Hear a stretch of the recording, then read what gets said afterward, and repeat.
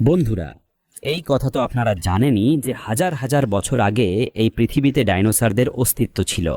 কিন্তু আপনারা কেউ কখনো ডাইনোসরের ক্যামেরায় তোলা কোনো ছবি দেখেননি, কারণ তখন ক্যামেরা আবিষ্কারই হয়নি এবং সেই যুগে মানুষও ছিল না।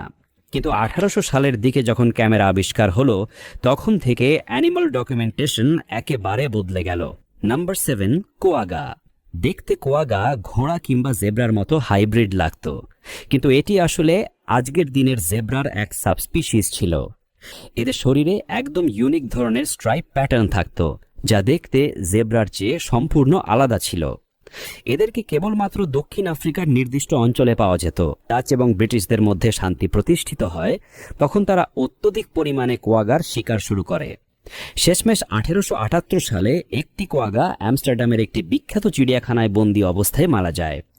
এরপর চিড়িয়াখানা কর্তৃপক্ষ আরেকটি কোয়াগা আনার সিদ্ধান্ত নেয়, কিন্তু তখন তারা জানতে পারে দুর্ভাগ্যজনকভাবে মানুষের কারণেই এই কোয়াগা সম্পূর্ণরূপে পৃথিবী থেকে বিলুপ্ত হয়ে গেছে।